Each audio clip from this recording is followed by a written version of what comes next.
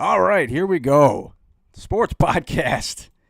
All right, let's go ahead and get this shit going here. Are you, Mr. Jeremy? I am alive. Yes, we're live now. I had a little technical issues leading into this shit, but let's just jump right into it. College football.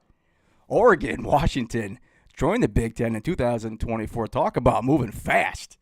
They were not messing around for a second date. They just got right into this shit. So Oregon and Washington joined the Big Ten. I think Florida State possibly on the move as well. Maybe the SEC, possibly Big Ten.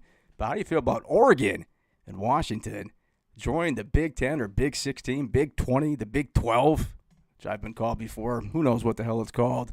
But how do you feel about this college football scenario going down here? Yeah, I think anybody that has brain cells, shout out to the whole 15 U of M fans that have brain cells, Hey, that's including not very you. nice. I'm just saying. I think it's a natural course of things. You had heard it rumored last year too, and I don't think there was any question they were interested in joining the Pac-12 is a joke. It's dead, is what it is. Yeah, Oregon was the last team to be any good out there, and that's been what 6-7 years. Well, Washington's pretty decent. Yeah, Washington's top 10 this year. So yeah, it's we'll see how it goes. But now you get 4 West Coast teams in the Big Ten, and for 2024, that's going to be it's going to be way different next year. Yeah, you talk about some changes. USC, UCLA, Washington, Oregon. Like I said, I think Florida State might be moving ship too. They've been out there bitching about the revenue sharing that they received out there in the ACC, but I think it sets up perfectly as far as what it looks like the Big Ten wants to do. They haven't publicly came out and said it, but just looking at it makes sense. Just go to an East and West, Oregon, UCLA, USC, obviously, put Wisconsin, Minnesota, Nebraska. That'd be your West Conference, and you have an East. But I think the way it's looking, we're just going to have 2 super conferences, SEC, Big Ten, maybe just start their own little college football league, basically. Especially if Florida State jumps, and I'm sure Miami, that's the other thing, too, we spoke about before. I think Miami's going to probably follow suit whatever whatever Florida State does. Probably fall into whatever conference that would be, which I'm guessing is the SEC. We haven't brought this up, though. Who do you think has the stronger conference? Let's just say Oregon gets added in there with Washington. You think the Big Tens or the SEC is loaded between both of them? Which one do you think would be the best as far as just talent across the board? Ooh. Good one. I'd probably still have to go with the SEC, but I don't know, man.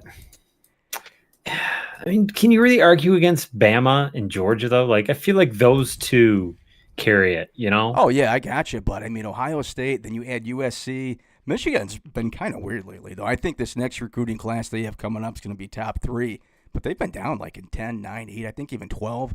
I've seen the last few years, but I think that California, the West Coast, bringing all those kids in through the Big 10 or Big 16, whatever the hell they're going to call it. They're going to have to change the name on this damn thing at some point. But I would probably lean towards the SEC as well, just because traditionally, and you still got Tennessee out there. Georgia is still pulling kids in. But, man, crazy shenanigans going on out there. I wanted to touch on real quick, too, the Pac-12 wanting to go streaming, trying to get a TV deal here with Apple TV. So sick of these damn streaming services. I just want to kick the shit out of them. Yeah, same. I subscribe to none of them. Not a single one. Oh, man. See, I got Peacock. Spotify doesn't count for just talking sports, YouTube TV. But what a pain in the ass this is going to be to having to switch between all these channels when you're trying to just watch some damn Michigan and whatever cupcake that they got to kick off the schedule. Who is it anyways? So it's not Colorado State. They played them last year. I heard it was Little Sisters of the Poor. Yeah, I heard that too, but I think they were a little too tough, so they had to change that. They moved them over to 2028, kind of like they did with Texas. They just pushed it a little bit down the road because they don't want to get into none of that shit.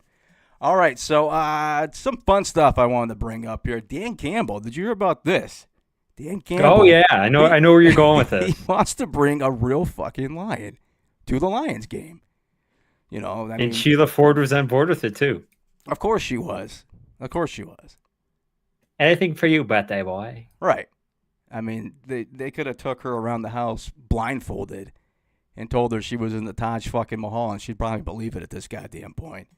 I mean, it's a fair point. But Dan Campbell wanting to bring a lion, man. What is this? What was that, Rome? Didn't they used to do that in Rome and shit? They put the thumbs down, they would feed them to the fucking lions and shit. Imagine a golf through an interception, and you just fed them to the lion. Jesus Christ. Good thing they didn't have this back in the day when they had Scott Mitchell or Joey Harrington. Oh no. Yeah, Harrington would have lasted what, 3 games?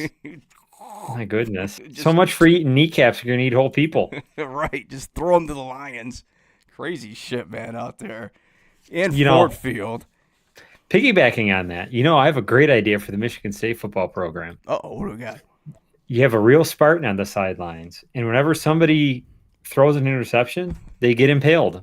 Just spear them. What would you do with the Gators down there in Florida, though? That'd be a little. Oh, you got to have a big alligator, and they eat somebody. The turnover alligator. You eat the guy that turned the ball over. Makes a lot of sense to me. All right, so MLB Trade Deadline came and went. Kind of like the Detroit Tigers' opportunity to move Erod. Yeah, fuck me. Big hot button topic, not just here, but it seems nationally now. A lot of people are picking up the story.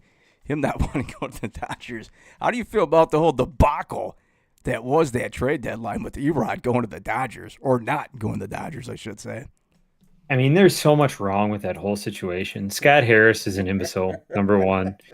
Where's your backup plan? Do you have no backup plan for this? That was my thought process too. Is okay, so I'm assuming he was smart enough to go to Erod and say, "Hey, Dodgers, do you want to go?" He said yes. Obviously, some family issues is what blocked the whole thing, but you had to have somebody else on the back burner. And why is he getting a 10-team no trade clause anyways?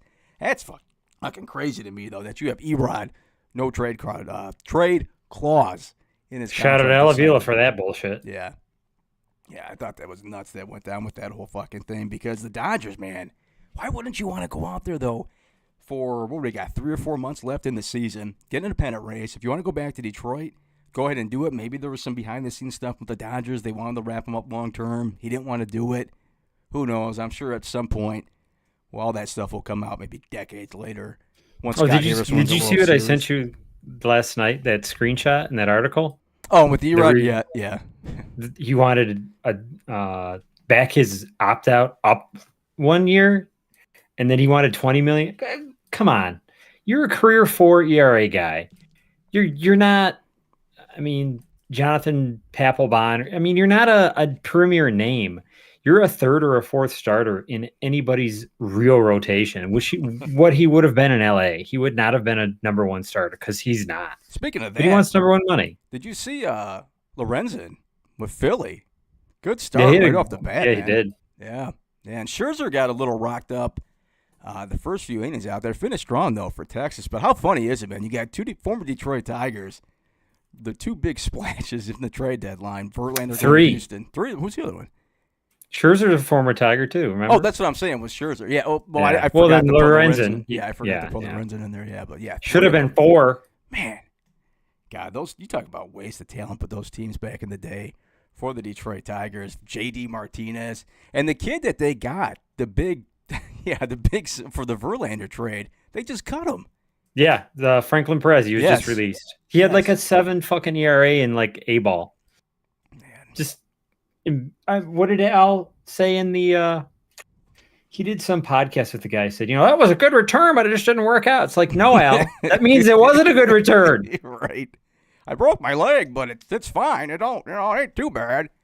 Is he, I know you and I were talking about this a little, is he the dumbest general manager in the history of baseball?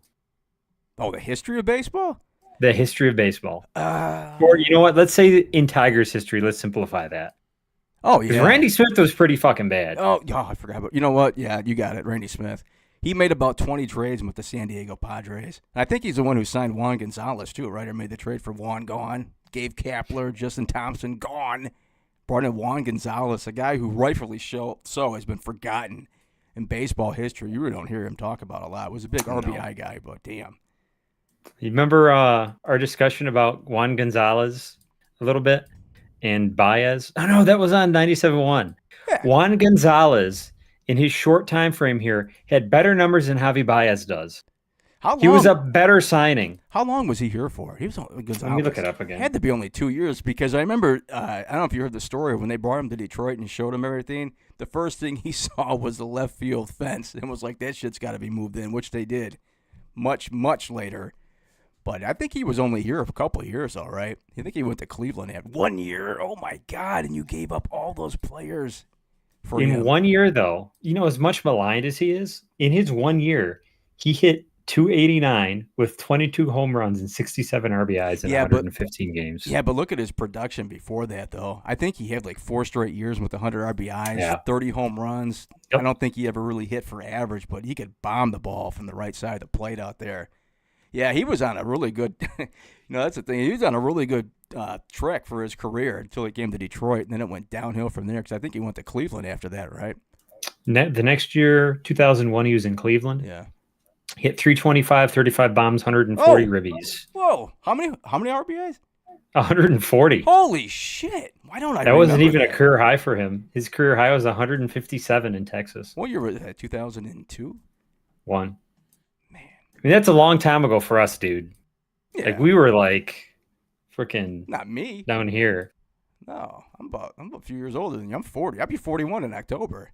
I mean, that's still 22 years ago. Yeah, but I was 18.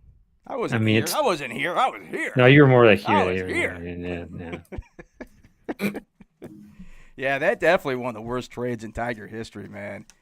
That Gabe Kapler, Justin Thompson was he was a top prospect. Oh God, what a name. Yeah, I don't think he was like really nationally he had to be top 100 as far as the prospects when they did move him. But man, horrible trade out there. I was actually surprised that San Diego made a couple moves too, to be honest with you. They're still trying to hang around in that pennant race out there in the West. Yeah, fuck them. I don't know if they're going to be able to catch up at this point. Dodgers, Arizona looks solid, and they didn't have to do a damn thing. No. Did you see the going back to the trade deadline, did you see what just happened with Rizzo yesterday in the Yankees? No. He was diagnosed with a concussion that he's had for 2 months. So, shout out, brain damage. Maybe he can be friends with Tua. They've got some. Hey, that's not very damn nice. They both had an organization that failed to realize they had concussions and probably fucked their brains up for life. Yeah, the way they handled that Tua thing, I mean, obviously smacked his head on the grass or field twice. Couldn't even make it to the damn huddle. Oh, yeah, you're fucking fine. Protocol passed. It's like, what's that movie? Al Pacino's the head coach of the football team. Last Boy Scout. No. Last Boy Scout was with Bruce Willis and. Yes, that's a movie. They put the guy back in and he's all woozy and shit. No, you're thinking of Any Given Sunday. Oh, Any Given Sunday, yes. Yeah. Last Boy Scout's where LL Cool J's shooting people. No, that's no. Here. Yeah, Last Boy Scout. He's shooting people, bro. No, remember he's running down the field with the gun. But that's with Bruce Willis, though. That's the beginning scene with Bruce Willis. Yeah. I've seen that movie, man. Damon Wayans, I think, was the other one who was in that. You got your LL Cool J mixed up with your Damon Wayans. That's true. That is a damn. Looks like we got a chatter here, good sir. Oh yeah, you know what? Speaking of that, I gotta get on there and check that. We got Mr. Warrior Empire here. Oh, Warrior! What's up, my friend? I did not have the chat thing open here. Where we at here? Let me get right into that. We need to check this. Get the chat going here, bud. Yeah, let's get this chat shit going here. Put that shit on a big screen. It's big screen. Yeah, what is this? MJR? Here we go. Mr. Warrior Empire here. Oh, Warrior! Oh, it's myself. What? Oh, hold on. A little delay there. Yeah, smash that damn like button. You're damn right. Talking some damn sports here. Had myself a beer at about, what time is it? About 6 o'clock. Ain't nothing wrong with that, right? I don't think so. Hopefully not.